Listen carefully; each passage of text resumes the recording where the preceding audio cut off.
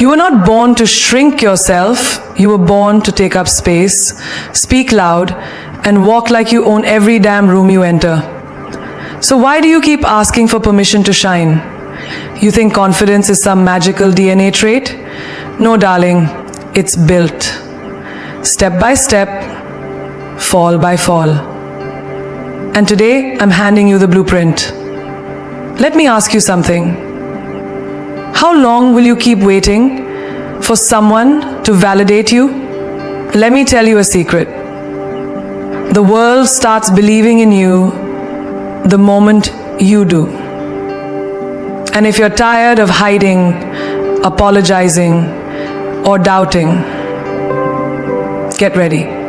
Because these 12 steps will make sure you never shrink again. That voice in your head, the one that whispers, you're not enough, you're too much, or you'll embarrass yourself, that voice is not the truth.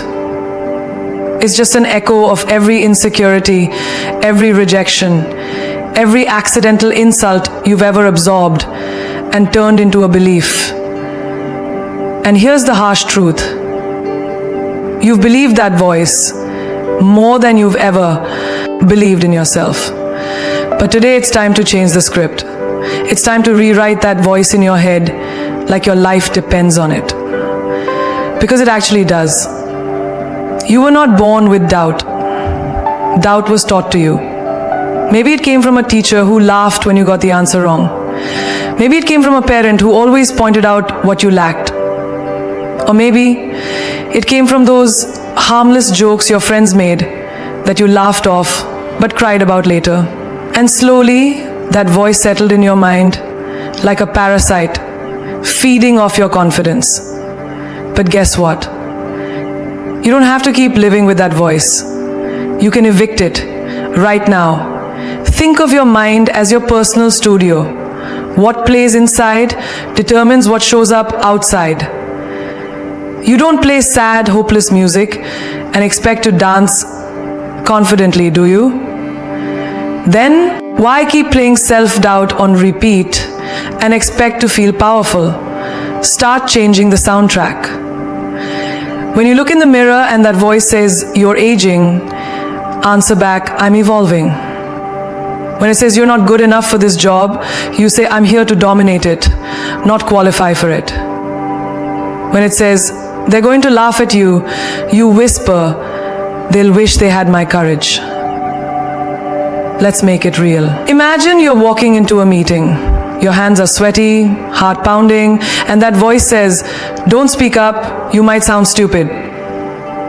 But what if you paused and replied, even if my voice shakes, I deserve to be heard. That small change, it can shift your entire energy. Confidence isn't about having no fear, it's about speaking in spite of it. That voice doesn't vanish overnight, but every time you push back, every time you talk back to it, you weaken its grip. Think of a child learning to walk. They fall again and again. Do we scream at them? You're hopeless. You'll never get it right. No, we cheer them on. We say, you got this.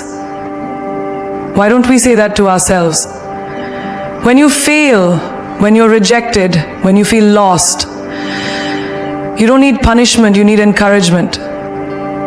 You don't need louder critics, you need a louder inner cheerleader. Let's take a daily life example. You get dressed in the morning and you feel off. That voice says, you look tired, nothing fits, you're not attractive today. Would you let a stranger say that to you? No. So why do you allow your own thoughts to abuse you like that? Replace it. Say, my energy is magnetic. I am growing. I am glowing. And I'm showing up for me. Even in relationships, that voice can sabotage you. You meet someone amazing and suddenly your head screams, why would they like you? Don't get attached, you'll just get hurt. But that's not your intuition. It's your trauma talking. Trauma wears your voice and fakes wisdom.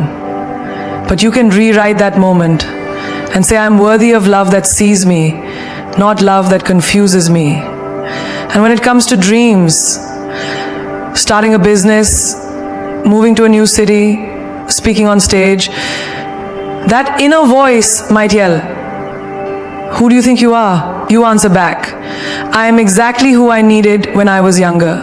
I am becoming the blueprint. You are not your thoughts. You are the power that chooses which thoughts to believe. That's the real flex. Confidence is born the moment you stop letting your past dictate your present. So next time that voice in your head tries to play small, change the tone, change the words, and change the damn story. Let's get one thing straight. Your flaws aren't your weaknesses. They're your signature. They are the brushstrokes that make your story raw, real, and unforgettable. You keep trying to erase them, hide them, tuck them behind filters and fake smiles. But the truth is, what you've been trying to fix might actually be the very thing that makes you magnetic. Confidence doesn't come from pretending to be flawless. It comes from owning your flaws like they're your armor. You've got scars? Good. That means you've healed. You've made mistakes? Excellent. That means you've lived. You failed? Perfect. That means you were brave enough to try. The people who try to act perfect, they're just scared of being seen. But you don't need to perform perfection. You need to wear your truth like a crown. Let's say you stutter when you're nervous. For years, maybe you avoided public speaking, job interviews, even conversations that mattered. That stutter became a shame, a prison. But here's the switch. The flaw is not in the stutter. It's in the silence it forced on you. The power comes when you walk into that meeting and say, yeah, sometimes I stutter when I'm passionate. Get ready, because I'm passionate about this. That's how you flip the script. You don't shrink your quirks, you shape them into your identity. You might be someone who overthinks. You analyze every situation, every word, every gesture. People say you're too much, but that same flaw, it makes you deeply intuitive. You see what others miss. That makes you an excellent leader, a deep friend, a visionary. The only thing standing between you and your confidence is how you define what you think is wrong with you. I don't say I think what others miss.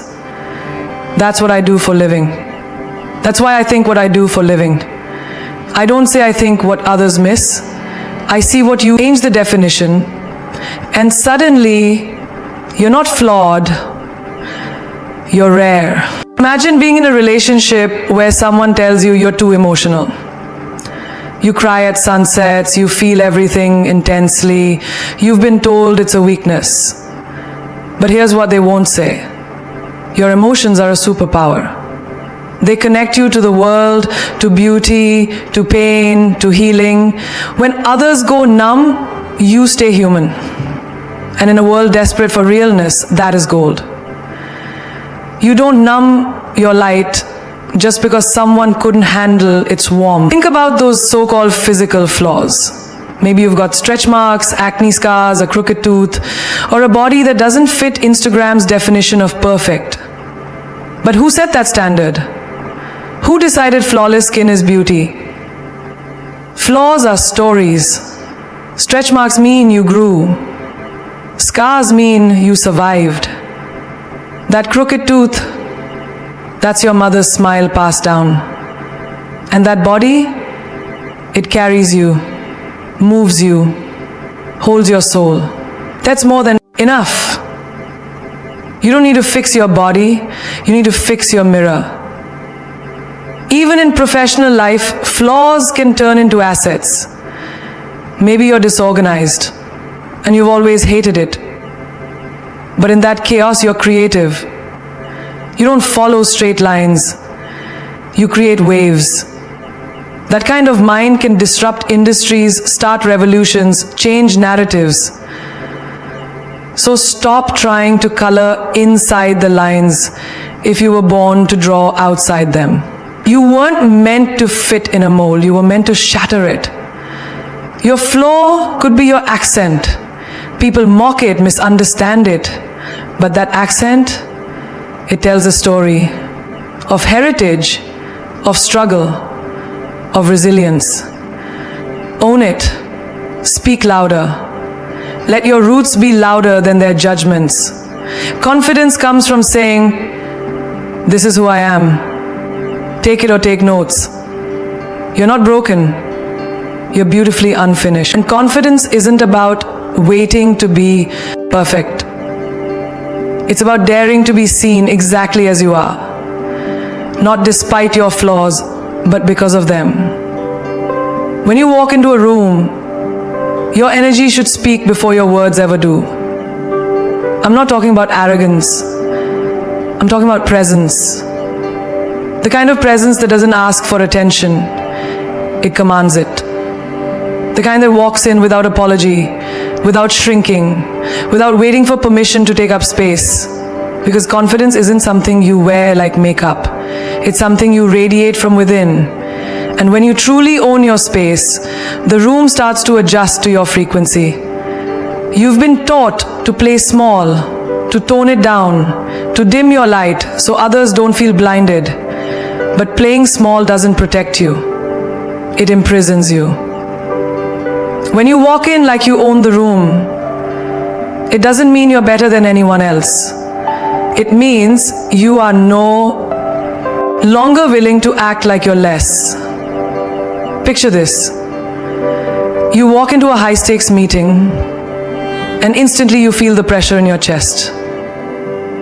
Everyone's older, richer, more experienced. That little voice in your head says, "Don't speak unless they ask you. You're lucky to be here." No, flip that script. Say, "They're lucky I showed up. I bring value. I bring vision. I bring fire." And then walk like it. Sit like it. Speak like it. Because posture is power. Energy is loud even in silence. Think of an actor stepping onto a stage. Even before the first line is spoken, you can feel the confidence in their stride, their eye contact, their breath. You deserve to live your life like you're on that stage. Not faking it, but feeling it. Confidence isn't about pretending to be fearless. It's about being brave despite the fear. It's about telling your inner critic thanks for your opinion, but I've got this. Let's take a real life scenario. You're at a party, you don't know anyone, and you suddenly feel invisible. That's the moment most people shrink. They grab their phone, stare at the wall, wait for someone to notice them. But not you. You put that phone away, shoulders back, head up. You walk in like your energy is the main event. You smile, not because you're trying to impress, but because you're grounded. That's how you shift the room. Not with volume, with vibe.